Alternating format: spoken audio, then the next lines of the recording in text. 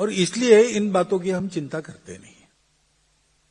ये जब लोगों के ध्यान में आता है, पहले तो खूब विरोध होता है, मारपीट भी होती है, गाली गलौज भी होती है, लेकिन जब ये ध्यान में आता है कि हमारे तरफ से तो भरपूर हुआ लेकिन इन्होंने कुछ लिया ही नहीं, तो फिर वो बात सुनते हैं। सुनने के बाद उसकी पड़ताल करते हैं। पड़ताल करने के बाद उनको लगता है कि थोड़ा दम तो है इनके बात में, थोड़ा पास जाना चाहिए। ऐसा करते करते वो हमारे बन जाते हैं। ये हमारी प्रक्रिया है। ऐसे ही हम सब जगह काम करते हैं। स्वयंसेवक मुसलमानों में कुछ तो कर रहे काम, वो ऐसे ही काम करते हैं। दूसरी श्रेणी है राष्ट्रीय परिदृश्य, अर्थात भारत नेशनल सिनारियो। इसमें 2 प्रश्न हैं। प्रश्न करता है कुलदीप जैन जी, विवेक नायक जी, दीपक बिरेवार जी। प्रश्न: समाज में आज भी भाषा के आधार पर भेदभाव और हिंसा दिखाई देती है। इसे कैसे दूर करना? भ्रष्टाचार को समाज और व्यवस्था से कैसे दूर करें? और संघ उसके लिए क्या प्रयास कर रहा है? ऐसा है कि पूरे समाज को देखा जाए जगह जगह पर, मुंबई सहित, तो कि समाज में भाषा के आधार पर भेदभाव है, ऐसा नहीं है। ये तरह तरह की बातें उभाड़ी जाती है, तब कुछ लोगों से हो जाता है। लेकिन सब मराठी लोग तलवार लेके बाहर आए और सब अन्य भाषी लोग भाले लेके बाहर आए, ऐसा नहीं है। ये सब चल रहा था तब भी अपने आपस में व्यवहार चल ही रहे थे, दोस्ती चल ही रही थी। तो एक लोकलाइज बीमारी है, उसको सार्वजनिक नहीं करना।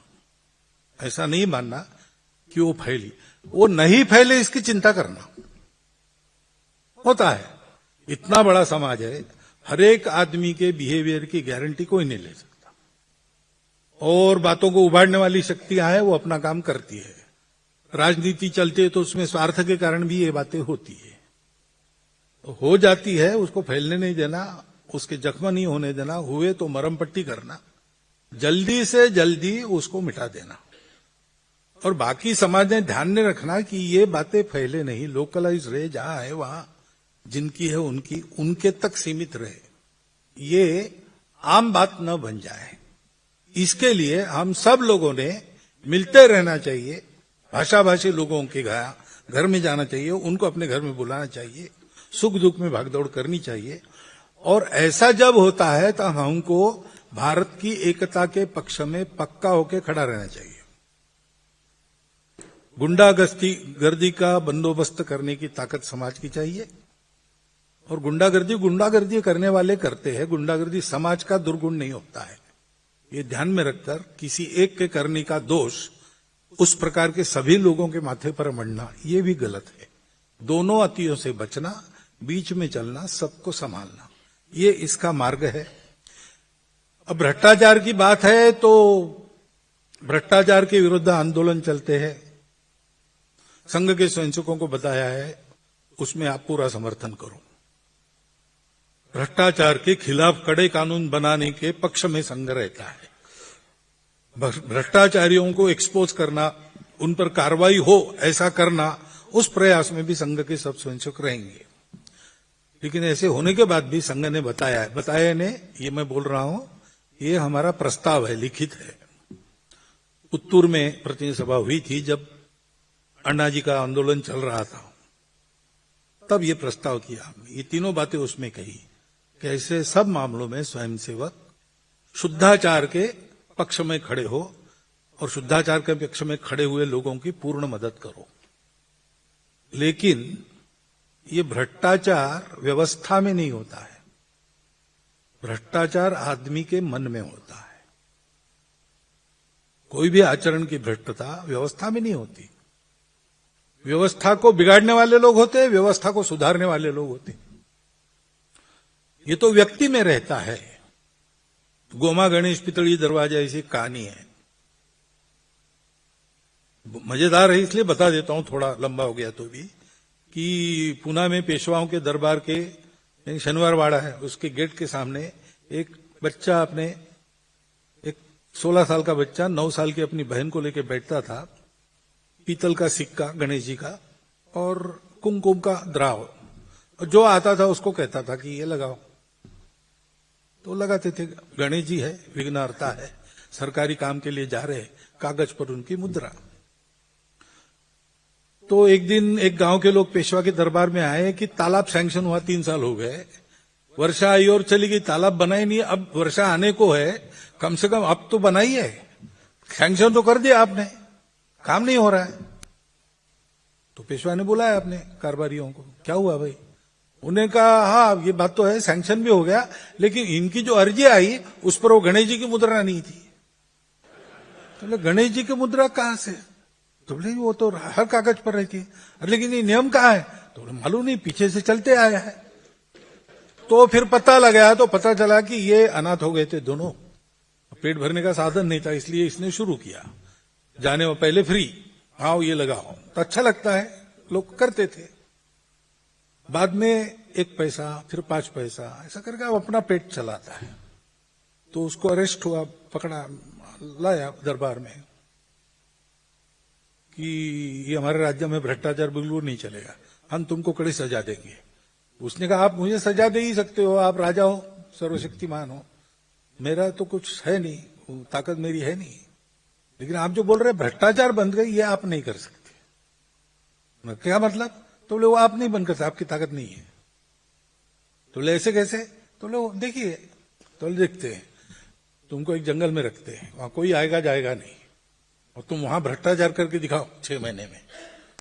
तो उसको जंगल में रख दिया, एक झोपड़ी बना दी, रक्षण की व्यवस्था की, रोज 2 बार भोजन आएगा, पास में नदी थी ना, तो रहने लगा वहां पे। और उसने क्या किया, नहाते समय नदी की किनारे में खड़े रहकर वो नैया चलाने वालों को रुको रुको, क्या है, सरकारी काम है, क्वार्टर मिला है, भोजन आता है रोज, लहरें गिनने का काम मुझे मिला है, तुम नौका चलाते हो और लहरें टूटती है तो बंदी है। तो बोले अरे भाई हमारा पेट कैसे चलेगा? तो बोले 5 रुपए का लाइसेंस निकालो। 6 महीने में लाइसेंस का पैसा 1 बोरी भर पेशवा को पकड़ा दिया कि देखो निर्जन वन में रहकर मैंने ये किया। अब इसका क्या करेंगे? ये जब तक नहीं बदलते, चाणक्य ने कहा है कि पानी में मछली कब जल पीती है जैसे पता नहीं चलता, वैसे सरकार में कर्मचारी कब पानी पीते हैं किसी को पता नहीं चलता। इतनी पुरानी समस्या, ये संस्कारों पर आधारित है। जिसका संस्कार है उसका मन ही नहीं करेगा। तोरा मन दर्पण कहलाए, प्रसंग आंखों के सामने है ना।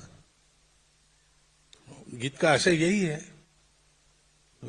हमारे घर में 100 साल की वकालत है। हमारे दादाजी बताते थे कि कोर्ट्स नए नए आए थे, तो एक आदमी आया, अब कोर्ट के प्रोसीजर किसको पता थे भारत में, तो वो सीधा कोर्ट में आया। मैजिस्ट्रेट गोरा आदमी था, उसको कहते महाराज 10,000 रुपया हमारे दोस्त ने लिया, वापस नहीं दे रहा है। अब वो भी, उसको भी दया आ गई, उसने प्रोसीजर वगैरह नहीं बताया, उसको बुलाया, उसको पूछा 10,000 रुपया नहीं लिया है। अब बार बार वो कह रहा है लिया है, ये कह रहा है न्याय कैसा करे। तो उसने चपरासी को भेज के एक गाय बुलाई और उस आदमी के हाथ में गाय की पूंछ दी, उसको पकड़ और बता पैसा नहीं लिया। तो उसने हाथ में लिया, आधा मिनट रुका, फिर कहा नहीं माफ करो, मैंने पैसा लिया है, 3 महीने और दे दो, मैं वापस कर दूंगा। अब गाय की पूंछ हाथ में है तो झूठ न बोलने की दानत जहां है वहां भ्रष्टाचार रुक सकता है। और संघ का यही काम है, संस्कार उत्पन्न करना। खाएंगे नहीं, खिलाएंगे नहीं, चोरी काम में करेंगे नहीं। ऐसे है हमारे कार्यकर्ता है जो अड़ जाते हैं, लड़ जाते हैं। सामान्यता ये स्वभाव संयोग का रहता है। उसका कारण उसका संस्कार है। वो गरीब है तो भी पैसा नहीं खाएगा। गुरु दक्षिणा छात्रावास में रख दी, पड़ी रही वहां, वो जमा करनी थी, तो प्रवास वगैरह करके आए विभाग प्रचारक, और कल ये पैसा लेके जिला केंद्र पर जमा करना। तो रात को भोजन नहीं छात्रावास में। बोले क्या हो गया? बोले अनाज खत्म हुआ। कितने दिन से? 3 दिन से। अरे 3 दिन से भूखे हो, 2,000 रुपया यहां पड़ा है। बोले नहीं, वो तो गुरुदक्षिणा है, ये दानत है। पेट में अन्न नहीं है लेकिन उस पैसे को हाथ नहीं लगाएंगे। ये संस्कार करने का काम संघ करता है। ये बढ़ेगा तभी भ्रष्टाचार पर नियंत्रण संभव है। राष्ट्रीय परिदृश्य का दूसरा प्रश्न, वन चाइल्ड अप्रोच के कारण अनेक प्रांतों में जनसंख्या घटती जा रही है, उसे संतुलित कैसे किया जाए? भारत में जनसंख्या को ध्यान में रखकर अर्थव्यवस्था में नवाचार के प्रयोग कैसे हो? अब जनसंख्या का प्रश्न आपने वन चाइल्ड अप्रोच वगैरह मुझे नहीं पूछना चाहिए, गृहस्थों ने विचार करना चाहिए। मैं तो जानता ही नहीं कुछ। लेकिन अब इतने जैसे आप जैसे सब लोगों को मिलता हूं तो जो सुनाई देता है उसके आधार पर बता रहा हूं। डॉक्टर लोग हमको कहते हैं कि 19 साल की आयु से 25 साल की आयु तक विवाह और 3 संतानें, तो पेरेंट्स और चिल्ड्रन दोनों हेल्दी रहते हैं। मानस शास्त्र वाले कहते हैं, साइकोलॉजिस्ट कहते हैं कि घर में अगर 3 सिबलिंग्स है तो आपस में जो व्यवहार उनका होता है उसमें से वो ईगो मैनेजमेंट अच्छी तरह सीख लेते हैं। उसके चलते उनके अपने परिवारों में बाद में विच्छेद नहीं होता है, तो परिवार का स्वास्थ्य ठीक रहता है। और पॉपुलेशन साइंटिस्ट कहते हैं कि 3 से नीचे खतरा है और 2.3 से नीचे आप ढलान पर हो।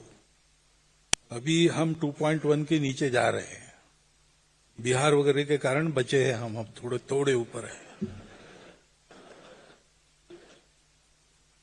तो बहुत से देशों ने ये प्रयास करके 2.5 के नीचे जाने के बाद फिर से 3 से ऊपर अपने पॉपुलेशन को लाया।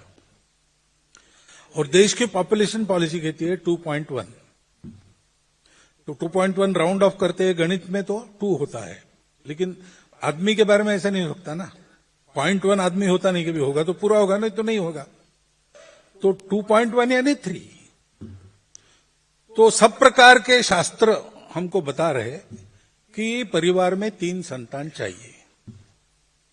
अब शास्त्र कह रहे हैं, लेकिन ये 2 परिवारों का भी प्रश्न है और 2 लोगों का भी प्रश्न है, पति पत्नी का भी प्रश्न है, समाज का भी प्रश्न है।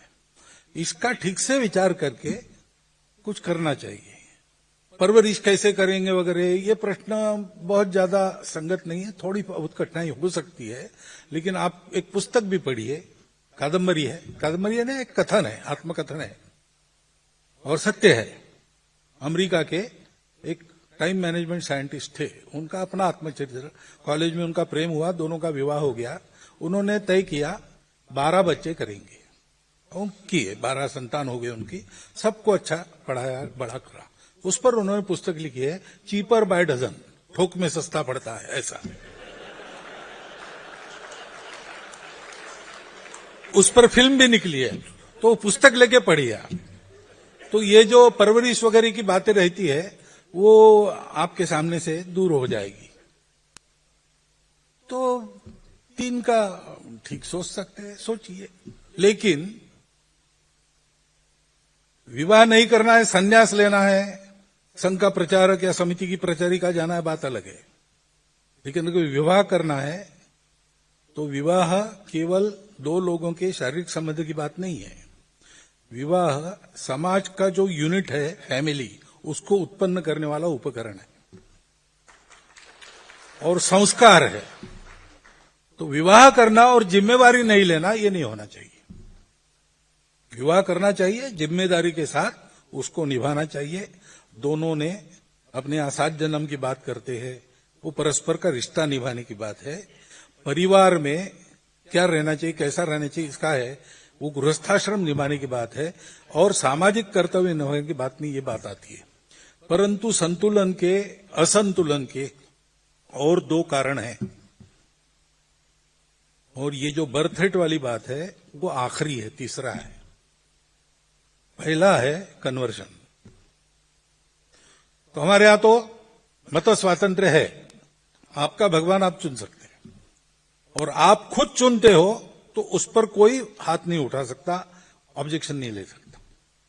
रेवरेंड नारायण वामन टिळक थे, कोकणस्थ ब्राह्मण थे, लेकिन उनको लगा कि ईसा मसीह का रास्ता मेरे लिए ठीक है, तो वो ईसाई बन गए। उनके पत्नी को लगा नहीं तो वो हिंदू रह गई। उनके पुत्र देवदत्त वो भी हिंदू ही थे। परिवार में विच्छेद वगैरह नहीं हुआ, परिवार था ही।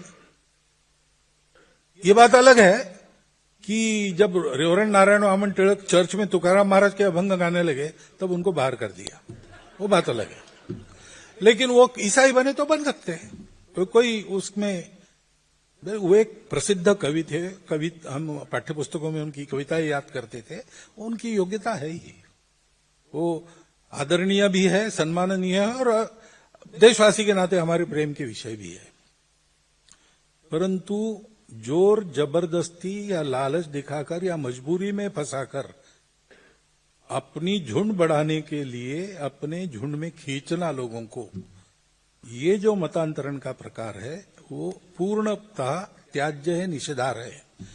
और घर वापसी उसका उत्तर है, वो होना चाहिए। ये बंद होना चाहिए, घर वापसी चालू होना चाहिए।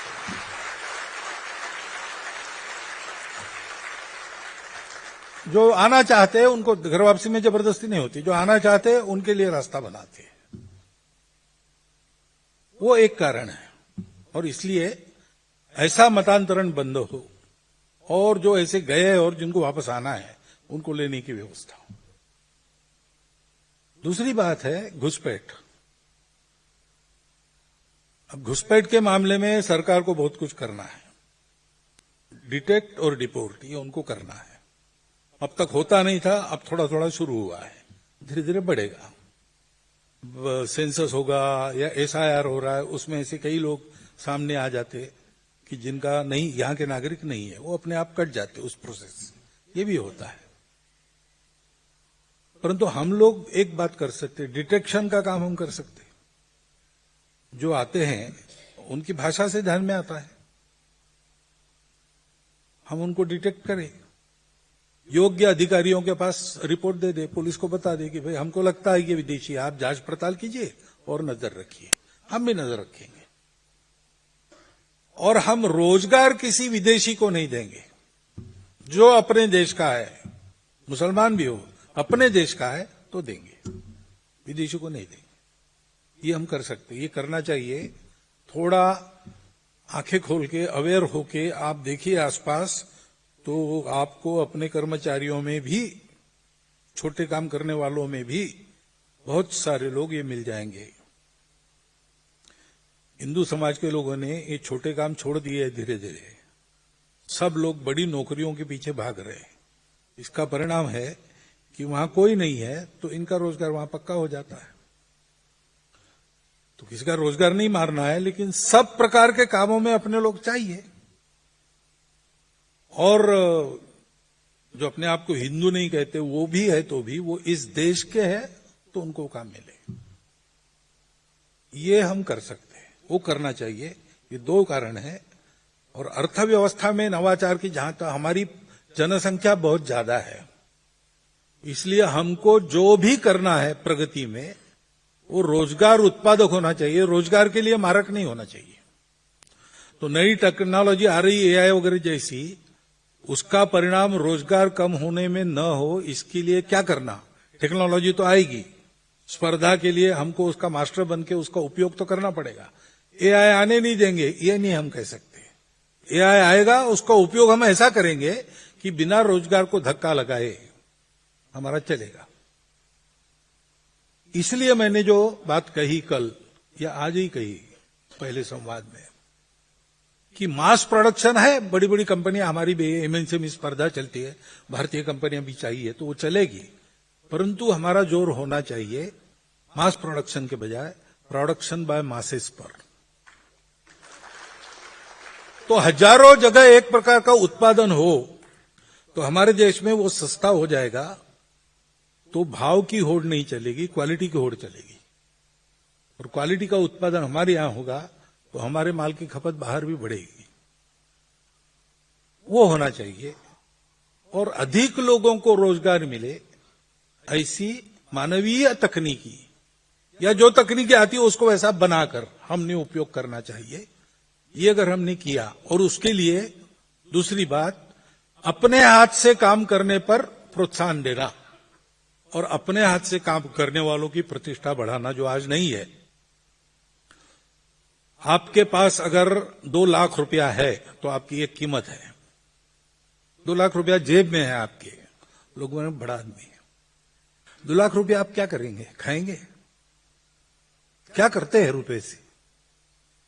कुछ नहीं, आप खरीदेंगे ना खाने के लिए, चावल गेहूं खरीदेंगे। 2 लाख रुपए का चावल जिसके पास है उसकी प्रतिष्ठा वो नहीं है। जो निरुपयोगी धन है आपका, उसकी प्रतिष्ठा है। वो धन जिसके कारण उपयोगी बनता है उसकी प्रतिष्ठा नहीं है। तो ये हाथ से काम करने वालों की प्रतिष्ठा। किसान खेती करता है, खेती करने के लिए जवान लड़का तैयार है, उसके पास नए नए उपाय है, पुराने अपने तंत्र को भी जानता है, लेकिन वो खेती करेगा तो उसको लड़की नहीं मिलेगी विवाह के लिए। कैसे होगा? ये सब ठीक करना पड़ेगा। ये केवल तंत्र की व्यवस्था की, सरकार की बात नहीं है। हम सब लोगों को अपने मेंटल मेकअप में सुधार करना पड़ेगा, तब ये रोजगार बढ़ेंगे। अपने यहां हाथ ज्यादा है, उनको काम चाहिए। खाली दिमाग शैतान के घर हो जाते, फिर नक्सलवाद बढ़ता है, फिर शहरों में हिंसा बढ़ती है, महिलाओं के प्रति अत्याचार के मामले सामने आते हैं। खाली हाथों को काम मिले, इस प्रकार का अर्थतंत्र अपना और इस प्रकार का मन अपना, हाथ से काम करने के वाले की प्रतिष्ठा। नौकरी के पीछे सब भाग रहे, ऐसा नहीं होने देना।